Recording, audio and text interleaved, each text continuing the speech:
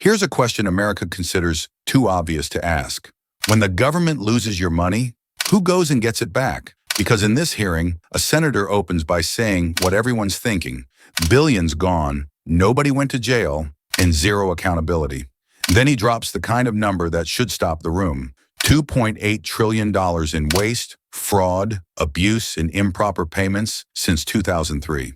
And when the government watchdog starts answering, you realize the problem isn't just a mistake, it's an incentive system that basically rewards getting it wrong. In terms of waste, fraud, and abuse, I can tell you as somebody who owned a small business, I used to joke with my team that I would love to have the money that big corporations waste, because that would make me fabulously wealthy, just taking their waste. Then I got here, and I just had to add zeros. $2.8 trillion since 2003 in waste, fraud, abuse, and improper payments. When did government stop caring about that? People don't like to pay taxes. We understand that. But when people see their tax dollars treated in this way, where it's just, I don't know if it's that this town is numb to this, but in your mind, just ask you a direct question. Right. What is a tolerable amount of waste, fraud, and abuse and improper payments? I think as close to zero as you can get. It's not feasible to get there, but we're way beyond what's a reasonable level of waste, fraud, and abuse in the federal government. We did our first estimate ever of fraud from 2018 to 2022.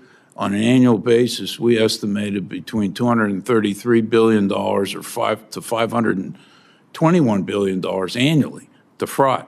Now, we're doing an estimate now on the revenue side. I expect it to be maybe not that high, but to be significant. The federal government right now is very vulnerable to fraud from organized crime, both domestically and internationally. I mean, during the pandemic, some people have said we trained a whole new generation of fraudsters because we had so much money available during that period of time. We helped Congress put in a Fraud Prevention Act, but the agencies haven't implemented it effectively. And that's one area that I think Congress needs to provide more rigorous oversight on. One of our recommendations is to provide more reporting every year to be visible as to what the agencies are doing to measure fraud in some of the high-risk programs like Medicare, Medicaid, for example. Unemployment insurance is another one. And so we have open recommendations to OMB and Treasury to come up with those more precise estimates. And if you measure it and report, you'll get the reaction that you talk about. We find improper payments through the first financial audits of the federal government.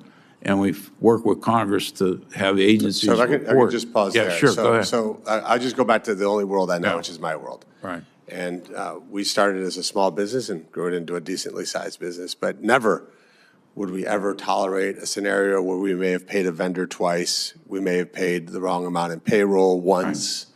We always got the money back. By the way, if that meant that I got in my car, drove to that business, and sat there until they wrote me a check, that's what I would do.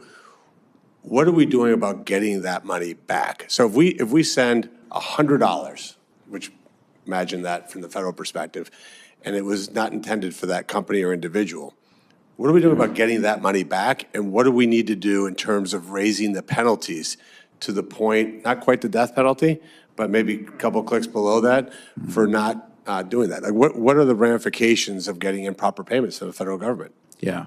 First, the incentives aren't aligned properly. But I'm saying, well, what do we do? Yeah. In other words, if we know we sent XYZ Corp money. Right. The agencies, we have many recommendations to go collect that money. And do they do it? In some cases they do, some they don't get it all back. I mean, and for example, in the economic... How do you give, sorry to interrupt. Yeah, sure. How do we give agencies more money here in Congress if the agencies don't have a airtight process to get that money back? That doesn't even make, honestly, that doesn't process in my brain. Where we allocate appropriate money to agencies and the agencies don't have an airtight, zero leakage process to get money back. I don't understand how that, either the penalties aren't so incredibly high or the agencies aren't doing it. It goes back to my beginning of my comments. Right.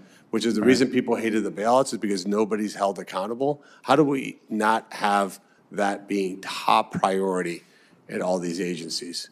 Yeah, most of the agencies feel they get in trouble for not paying somebody, as opposed to paying somebody How that do we they don't flip know. that? We need to flip it, and we need to have more oversight what by can the we do? Congress. What can we do to flip Congress needs to have the agencies come up. I come up all the time and testify on improper payments. Agencies are rarely brought up before Congress, and so what are you doing about it?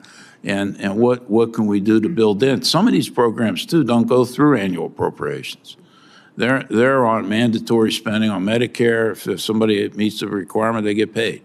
Yeah, and so they need more oversight by the Congress to hold people accountable. There's clear information that's available, but unless Congress holds people accountable and there's more focus on the executive branch and having transparency about these improper payments, we're trying to provide more transparency about it. But you got to set requirements on the agencies, and you got to follow up. Most of the time they hear from Congress is because one of your constituents didn't get paid, as opposed to people being overpaid. And I think they need to hear that.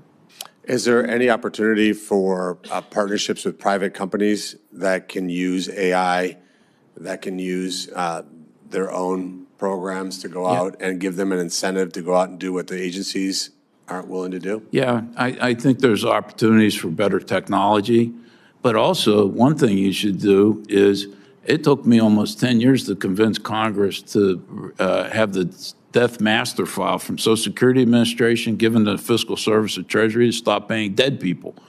During the pandemic, we paid $1.4 billion in economic incentive payments to deceased individuals. But again, how did we not get that money back? Well, Somebody cashed those checks. They got about half of it back, and they didn't get the rest. But I'm saying Congress needs to make this. This is on a pilot program right now. It's already saved $100 million a year.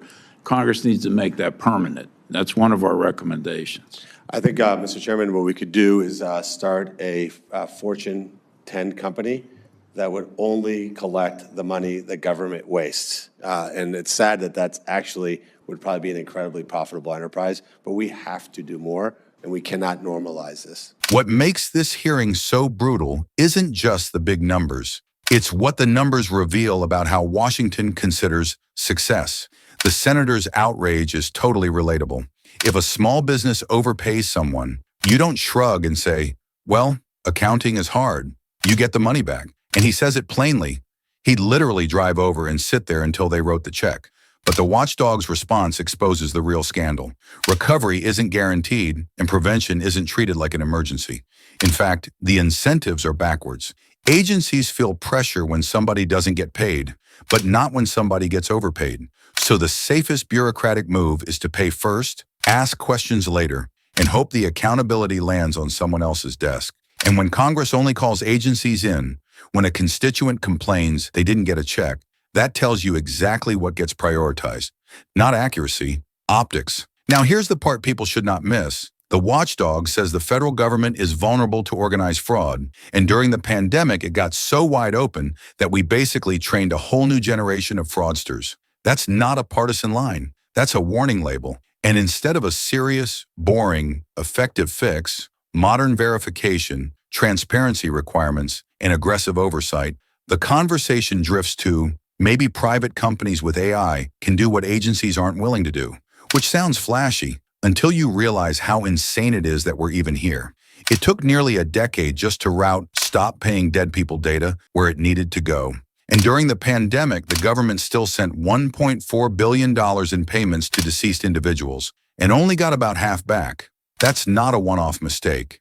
That's what happens when speed is rewarded, accuracy is optional, and consequences are basically imaginary. So yes, be furious about waste, but don't let anyone turn that fury into the lazy solution of cut everything. The real fix is accountability that continues after the cameras are off.